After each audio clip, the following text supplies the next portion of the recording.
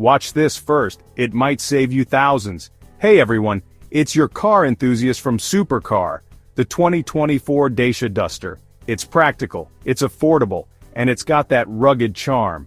But before you rush off to the dealership, pumped full of excitement and ready to sign on the dotted line, hold on a second. There are some common mistakes that Duster buyers make, mistakes that could cost you money, enjoyment, or both. In this video, I'm going to walk you through 5 of those mistakes so you can avoid them and make sure your Duster ownership experience is absolutely fantastic. Okay, let's talk trim levels, because this is where a lot of people trip up. The Duster comes in a few different flavors, and they all look pretty similar from the outside, right? But trust me, the differences are significant, and choosing the wrong trim level could lead to some serious buyer's remorse. So, you've got your base model, the Essential. Now the Essential is all about that no-frills, budget-friendly approach, and that's great if you're truly on a shoestring budget. But let me tell you, it's missing some key features that most people consider essential in a modern car. I'm talking about things like a decent infotainment screen and automatic air conditioning. Yeah, those things are missing on the Essential. Next up, you've got the Expression trim. Now this is the one I think hits the sweet spot for most buyers. It's got a good balance of features and price. You get all the basics, plus some nice upgrades that make the driving experience more enjoyable. And then there's the top-of-the-line Extreme trim. If you want all the bells and whistles, this is the one to get.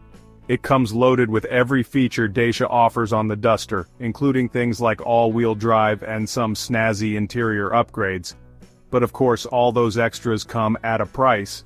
The key here is to really think about what features are important to you and how much you're willing to spend. Don't just go for the cheapest option or assume the top trim is always the best. Take the time to compare the trims side by side, and don't be afraid to ask questions at the dealership. Remember, once you've driven off the lot, it's too late to add those missing features you wish you'd gotten. Alright, let's address the elephant in the room: all-wheel drive. It sounds cool, right? I mean, who doesn't want a car that can tackle any terrain? But here's the thing. Do you really need all-wheel drive? For the vast majority of Duster buyers, the answer is a resounding no. See, all-wheel drive adds weight to the car, which in turn hurts fuel economy. And in this day and age, with gas prices being what they are, that's something to consider. Plus, all-wheel drive systems are more complex, meaning there's more that could potentially go wrong down the line. Now, if you live in an area with heavy snow or frequently find yourself driving off-road, then yeah, all-wheel drive might be worth considering. But for the average driver who spends most of their time on paved roads, front-wheel drive is more than adequate. And here's the kicker: opting for all-wheel drive can add a significant chunk of change to the price of your Duster. We're talking potentially thousands of dollars. So, unless you're absolutely sure you need the added capability of all-wheel drive, my advice is to stick with the front-wheel drive model. It'll save you money up front and at the pump, and it'll likely be more reliable in the long run. Okay, let's talk technology. Now the Duster isn't exactly known for being a tech powerhouse, and that's okay. It's a budget-friendly SUV after all. But I've seen some buyers go into this expecting Tesla-level technology, and that's just not realistic. So, what kind of tech are we talking about here? Well, the Duster does come with a touchscreen infotainment system, but it's not the biggest or the fanciest out there. It gets the job done. But don't expect lightning-fast response times or super high-resolution graphics. On the plus side, it does come with Apple CarPlay and Android Auto, which is fantastic because it lets you use your phone's navigation and music apps directly through the car's system.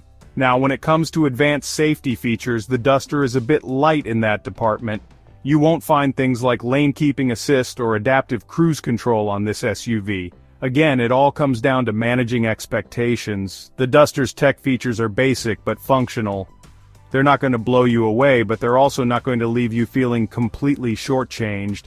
Just don't go into it expecting the latest and greatest tech, because you'll likely be disappointed. Alright, let's talk fuel economy for a second. With gas prices constantly fluctuating, finding a vehicle that sips fuel is becoming increasingly important. And that's where the Duster's hybrid option comes into play. Now I know what you're thinking, a hybrid Dacia, really? But trust me on this one. Renault, Dacia's parent company, has done a fantastic job with their E-Tech hybrid system, and it makes a world of difference in the Duster. The hybrid Duster combines a gasoline engine with an electric motor, and the result is a surprisingly smooth and efficient driving experience. In city driving, where hybrids really shine, you can expect to see a noticeable improvement in fuel economy compared to the standard gasoline-powered Duster. Now I know what you're thinking again, but hybrids are expensive, right? And yes, the hybrid Duster does come with a higher starting price than its gasoline-only counterpart. However, you have to factor in the potential fuel savings over the long term. Depending on how much you drive, that difference in price could easily be offset by the money you save at the pump. Plus, in some areas, you might even be eligible for tax breaks or other incentives for driving a hybrid vehicle. So, don't just dismiss the hybrid Duster out of hand. It might seem like an unconventional choice, but it could end up saving you a significant amount of money in the long run. Alright, we've talked about trim levels, drivetrains, technology, and even hybrid options. But none of that matters if you don't take the Duster for a proper test drive. I can't stress this enough. Test driving a car before you buy it is absolutely crucial, and the Duster is no exception. You see, brochures and online reviews can only tell you so much. To really get a feel for a car, you need to get behind the wheel and experience it for yourself. This is especially true with the Duster, as there are some key differences between the various versions that you might not pick up on just by reading about them. For example, the difference between driving a Duster with a manual transmission and one with a CVT can be significant. Some people prefer the control and engagement of a manual, while others find the CVT to be smoother and easier to live with, especially in traffic.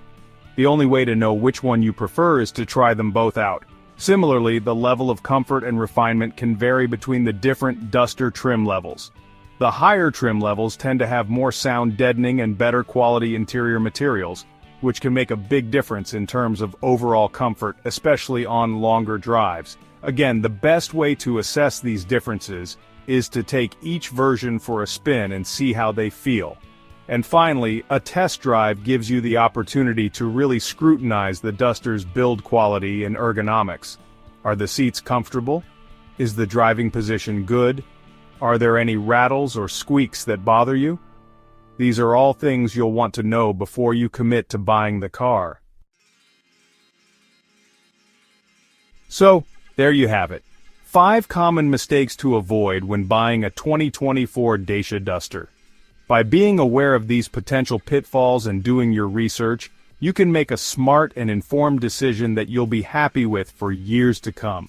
Remember, it's all about choosing the right trim level for your needs, deciding whether or not you actually need all-wheel drive, managing your expectations when it comes to technology, considering the fuel-saving benefits of the hybrid model, and most importantly, taking the time to test drive different versions before you sign on the dotted line.